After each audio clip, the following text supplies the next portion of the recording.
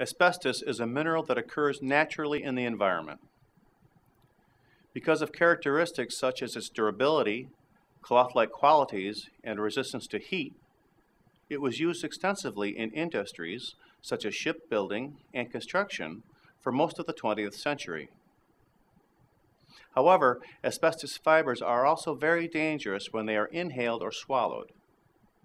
Asbestos exposure, for example, is considered the leading cause of malignant mesothelioma, a rare and aggressive form of cancer. Most asbestos use in the United States was halted due to a 1989 ban issued by the Environmental Protection Agency. It is estimated that 27 million people were exposed to asbestos before this ban. Asbestos is still used in some products, although the risk of using these products must be clearly stated on a label. Asbestos was used in the construction of many buildings, including houses, offices, and schools. It is estimated that between 10 to 15% of schools in the country still contain asbestos. For reasons like these, asbestos exposure is still possible and can occur in places like the home or workplace or at school. Exposure to asbestos is a risk factor for a number of health conditions, which range from chronic, manageable conditions to fatal ones.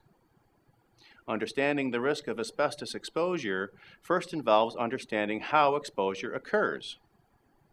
There are two forms of asbestos fibers: amphibole, which are described by the American Cancer Society as thin, rod-like fibers, and serpentine, which are described as curly and pliable. When asbestos particles are released into the air, they can be inhaled and then absorbed in the lungs, or by the mesothelium, which is a membrane that lines many of the body's internal organs. Fibers can also be swallowed. As a result, cells can become cancerous over a period of 15 to 50 years after the first exposure. Secondary exposure is also possible for those who interact with those who were directly exposed. There are documented cases, for example, of the family members of a worker being exposed to asbestos through fibers in clothing. There are a number of factors that affect how an individual is impacted by asbestos exposure. These are how much asbestos one was exposed to, how long one was exposed for, how often one was exposed, the type of asbestos one was exposed to, and other risk factors such as smoking. The lungs and chest wall are primary parts of the body that are vulnerable to conditions caused by asbestos. Mesothelioma can also impact the abdominal wall if the fibers are swallowed, the pericardium, a sac surrounding the heart, and more rarely, the tunica vaginalis, which is tissue surrounding the testes in males.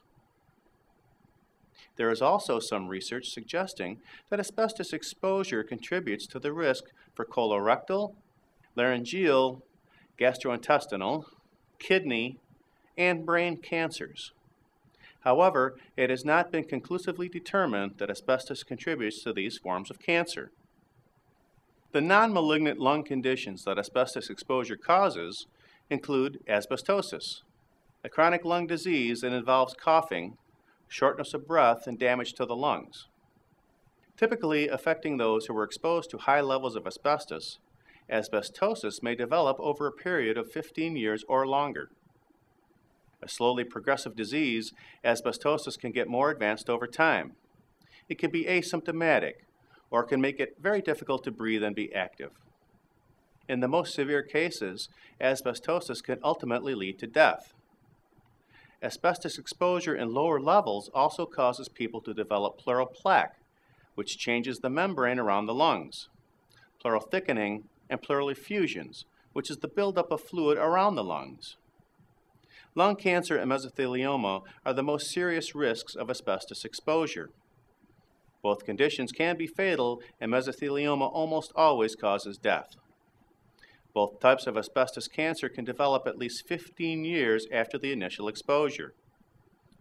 Mesothelioma can develop up to 50 years after exposure. Lung cancer involves a tumor in the lungs.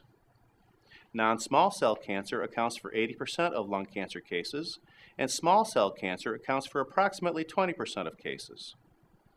The type of cancer that one has determines the best way to treat it. Lung cancer can be treated through surgery, chemotherapy, and radiation.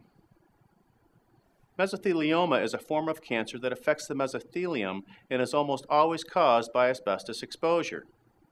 Symptoms of mesothelioma include shortness of breath, chest pain, fatigue, and coughing up blood.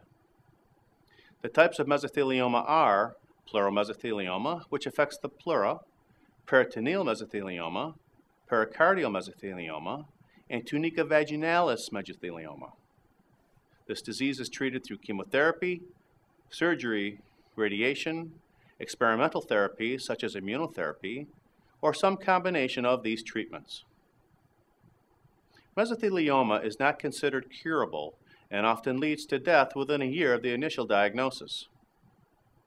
The risks of asbestos were known for over 60 years before its use was largely banned in the United States. In the 1920s, researchers first established the health risks of asbestos exposure. But asbestos continued to be widely used for another 60 years in both industries and in the production of household items, such as certain adhesives and small appliances like coffee makers. There is ample evidence that the risk of asbestos exposure was widely known among industry leaders, including an industry group called the Asbestos Textile Institute. But industries failed to notify workers of these risks or to provide adequate protection or safety equipment. As a result, generations of workers were exposed to asbestos and put at risk for developing lung cancer, mesothelioma, or non-malignant respiratory conditions such as asbestosis and pleural effusions. Most people are exposed to asbestos in some form during their lifetime. For most, the level of exposure is not sufficient to negatively impact health. But sometimes even a short-term exposure can later result in a respiratory condition. It is important for individuals to assess their exposure to asbestos, particularly if they or a family member worked in a high-risk industry. Individuals can work with a physician to monitor their health for symptoms of respiratory conditions. Thank you for watching. This video was produced by Asbestos.Net, a leading resource on all aspects of asbestos and mesothelioma. Our priority is to inform victims about the devastating effects of asbestos exposure, mesothelioma, asbestos cancer, asbestosis, and other asbestos-related diseases, and to advise them with a wealth of information.